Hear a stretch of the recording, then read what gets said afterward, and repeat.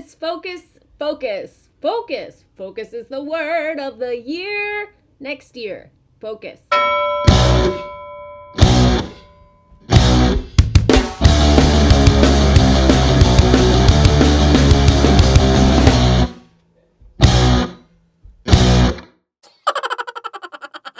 Hi, welcome to Kick-Ass Switch, putting the K in magic. I'm Joanna DeVoe, and you're watching a video about Biz Witchery. This is a video for my fellow Biz Witches, anybody who is aspiring to have their own online business or who already has their own online business but is maybe struggling to make ends meet. This one's for you. I get requests to do Biz Witch videos all the time. So this is it. This is your Biz Witch video for 2016. I hope it helps you focus in 2017.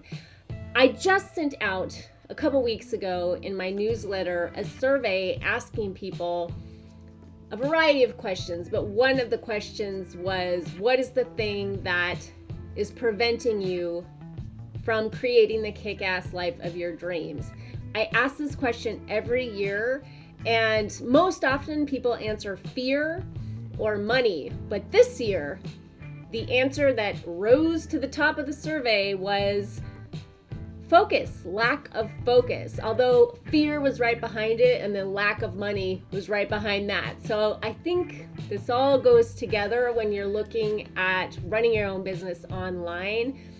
And so I have two themes that I've noticed this year in doing coaching calls. I do a lot of coaching calls. I don't talk about it very often. I don't advertise it really. It is just something that has grown by word of mouth that I just kind of fell into and found that I really enjoy. Most of those calls are BiZ WiTCH calls, and I really noticed two different themes this year. So focus is one of those themes.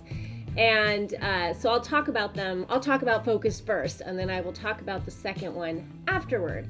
So the first thing is a lot of people come to me because they think that I am a multi-passionate entrepreneur, a term that Marie Forleo coined. And I was very seduced by this term when I started Kick-Ass Switch. March 5th, 2012. Leading up to March 5th, 2012, I binge watched and read everything I could get my hands on in preparation for launching Kick-Ass Switch. And Marie Forleo was very much a part of that, very validating in this idea I had of what a multi-passionate entrepreneur is. I do a lot of things. I do a lot of things you don't know that I do, or you don't see me do, you know. I dance, I sing, I'm a writer, I'm an actor, I'm like a lot of different things, and then I have a lot of different passions, and but that's not what being a multi-passionate entrepreneur is, I have found. And if you look at Marie Forleo herself, you will see Marie Forleo does one thing. That's it. And she focuses on one thing, and that is helping people make money having an online business. And her big one product is B-School, which she does once a year. She's very, very focused. And what I have found in trying to be a multi-passionate entrepreneur and trying to do all these things is that that doesn't work at all. And this is what I tell people, like when they contact me and say, I want to do what you do. I always say, do as I say, not as I do in this one regard. Because what I've had to do over the years is refine and focus and focus and focus. I started out like this, like all the things, I'm going to do all the things. And as I realized, you cannot do all the things and go in one direct line, because when you're doing all the things, you like go this way, 2 steps this way, and then 3 steps this way, and then 1 step this way, and you're just kind of going in circles. Maybe you move forward very, very, very, very slowly. If you want to make a living, if you want to pay your bills, which I recommend you do if you're having your own business, because that's the only way that you can serve the people you're here to serve. You have to be able to support yourself if you're going to be able to support other people. You have to focus. Focus is very important.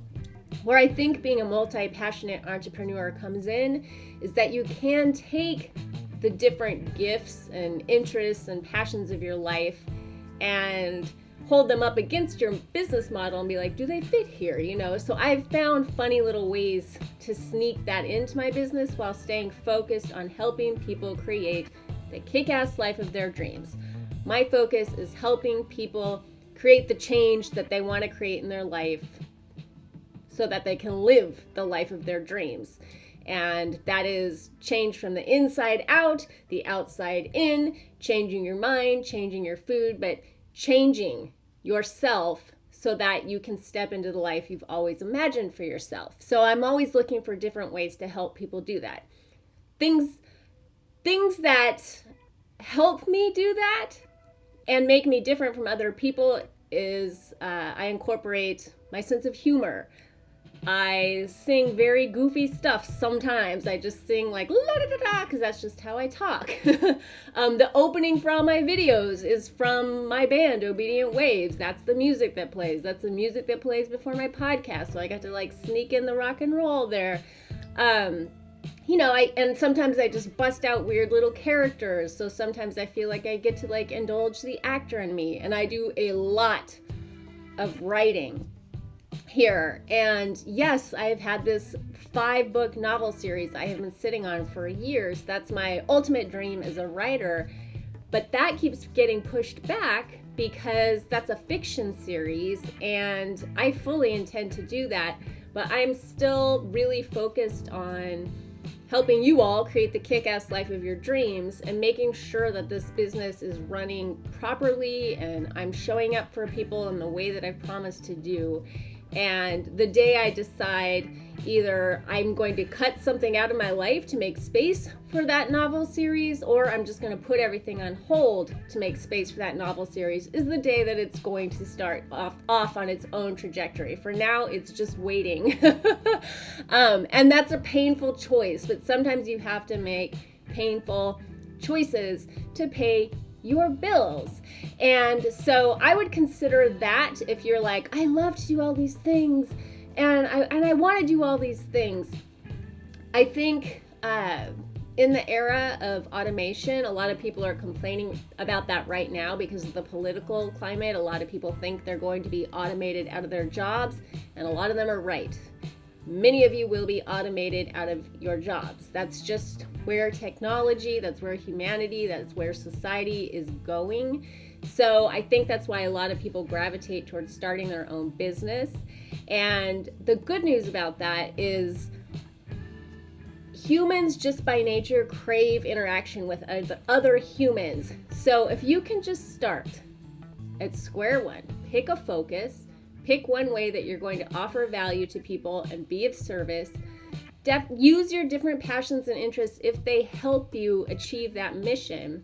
If you start from there, if people get to know you as a personality, later on down the line, you'll have built up enough trust that perhaps you can say, okay, I have this novel series I wrote. Would you like to read it? And they're like, yes, we love you.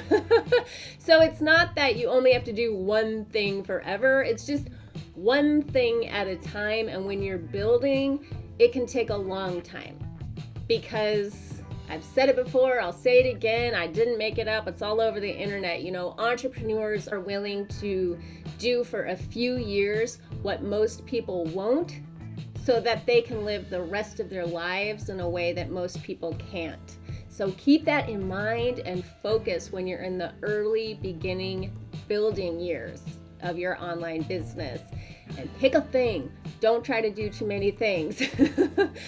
The second issue that I see is people, this is very, very common. I've been having people come to me this year that have huge YouTube followings or huge Facebook followings, or they have a really popular Facebook group that they lead that takes up a lot of their time.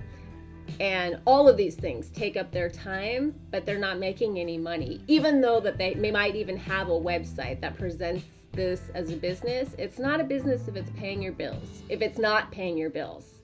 If it's not paying your bills, unfortunately, it's a hobby.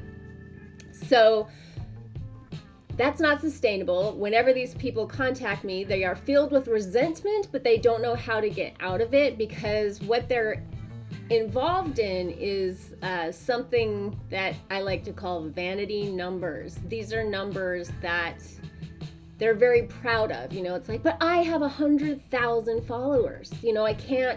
I don't know how to turn that into a business. I can't start charging them money, or they're all gonna leave if I try to sell them something. And I think you have to make a choice.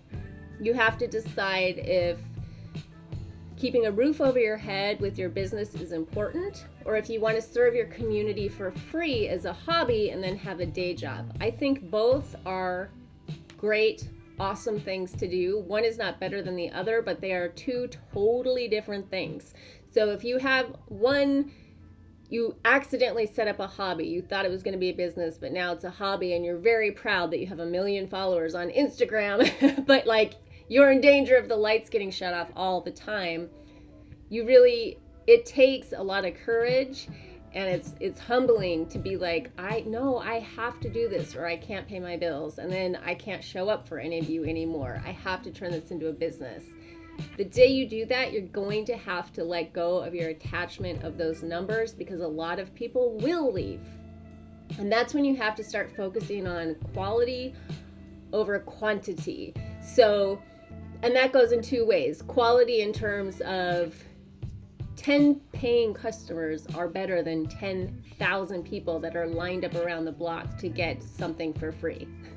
So that's one way I mean quality. And then the other way is the kind of quality service that you can deliver, the kind of value that you can offer people's lives. You can offer them more value if you're not coming from a place of resentment. You can offer them more value if you're selling them a program or an ebook than you can by posting memes on Instagram all day long, or posting things you found on Facebook on your Facebook page. How is that offering real value to people besides maybe just, I'm sure you're going to say, I can hear you, it's inspirational. Fine, it's inspirational. I think there's more that you can do than inspire someone for 1 minute with an inspirational quote. I think there's a lot more that you can do, and that you're undervaluing yourself if you're not thinking beyond that, and what you really want to do is pay your bills. You can show up for people in a way that actually changes their lives and actually makes their lives better in a measurable way, and people are happy to pay for that. This is an issue of worthiness and not feeling worthy. And again, I relate to both things that I'm talking about here today. It is not a judgment on you. These are things that I've had to work through in my own life. And so that's it. Focus, and also vanity numbers versus actually having your own business. Those are the two issues I see. And if you're just at the beginning of your journey, awesome. But if you recognize yourself in either of those things and you're struggling, maybe take a look at that and see if that's not the issue. I think, I mentioned the survey about how people often choose fear as the thing that's holding them back. I actually think lack of focus is fear, and I actually think that this vanity number versus having your own business is fear. I think those are both ways that fear shows up, but that it's hard for us to admit to ourselves when we're actually too afraid to take care of ourselves, when we're too afraid to risk, when we're afraid to risk love, when we're afraid to risk rejection, and that all comes into play. I think with a lack of focus, where it could be a number of things you're afraid of. You could be afraid of your own success. You could know on a gut level that if you get really focused and clarity and you just march, that you're going to be successful. And you might have a shadow fear of success that's worth looking into. You might have a fear of being seen. So you kick up a lot of chaos and dust and all the things, and you hide behind that. Whereas if you strip away all the things and you just show up with one clear focus, people are going to see you, and they might have a judgment on that, and you might have a shadow fear hanging out there. So it's interesting to dig under the issues of why am I not focused? Or why am I afraid of letting go of all of these followers that expect me to show up for free. Maybe they don't. Maybe they don't even expect me to. Maybe they're just enjoying that I show up for free. What am I afraid of? And do a little bit of shadow work around that. I think, this is a great time to do shadow work still. It's not Yule yet. Yule marks, kind of like, I've talked about this recently, how the solar year, if you look at it like the phases of the moon, we're going through the phases of the sun. And right now we're still in the dark phase of the sun before Yule, before the first light of Yule. And so it's a great time to do shadow work and to do some releasing, things that no longer serve. Fear being at the top of that list, perhaps. And then when Yule comes, you get to set new intentions. If you're watching this at another time of year, like, cool, this is just a little witchy tidbit to make the Biz Witchery witchy, but any time is a good time for shadow work. I hope this was helpful, and I hope we all have an amazing 2017, whether you run your own business or not. And until we meet again, much love to you. Peace.